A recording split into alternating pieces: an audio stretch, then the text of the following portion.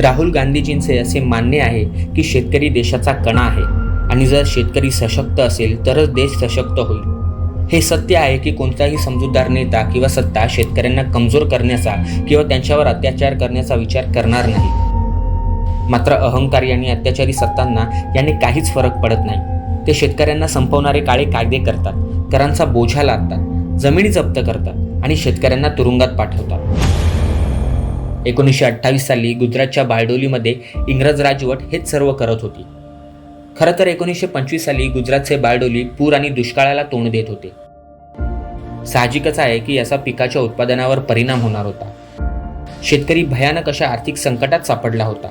ही स्थिती निरंतरपणे तशीच राहिली आणि त्याच दरम्यान बॉम्बे प्रेसिडेन्सीने कराच्या दरात तब्बल 22 ते 30% निष्ठुरपणे वाढ केली. या हुकुमशाही निर्णयाने शेतकऱ्यांमध्ये आक्रोश निर्माण होणे स्वाभाविक होते. जेव्हा उच्चाधिकाऱ्यांनी शेतकऱ्यांच्या अडचणीकडे दुर्लक्ष केले तेव्हा शेतकऱ्यांनी या करवाढी विरोधात सत्याग्रह करण्याचा निर्णय घेतला. बारडोलीत आयोजित एका विशाल सभेमध्ये हा निर्णय घेण्यात आला की काहीही झालं तरी हा वाढवलेला कर दिला जाणार नाही. असहकाराचा मार्ग स्वीकारला जाईल आणि आंदोलनाचे नेतृत्व सरदार वल्लभभाई पटेल करतील. नेतृत्व स्वीकारताच वल्लभभाई पटेलांनी शेतकऱ्यांना जमीन आणि संपत्तीच्या जप्तीपासून ते तुरुंगापर्यंत सर्व संभावित अडचणींबाबत आधीच सूचित केले.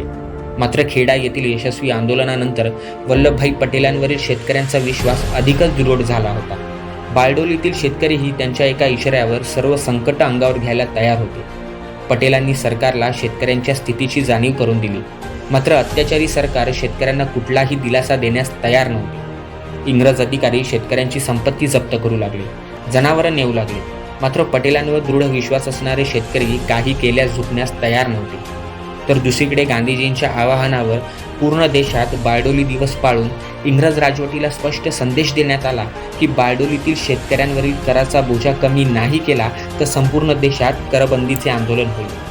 बारडोलीतील संघर्ष होता देशाची संपत्ती असणाऱ्या बळीराजाला वाचवण्याचा, अत्याचाराचा प्रतिकार करण्याचा आणि एकता दाखवून देण्याचा. शेतकऱ्यांच्या एकतेने इंग्रज राजवट चिंतित होती आणि पुढे त्यांच्या अडचणी अधिकच वाढणार होत्या. कारण या आंदोलनाच्या शेवटापर्यंत स्वातंत्र्य संघर्षाच्या फलकावर देशाला एक नवा सरदार मिळणार होता.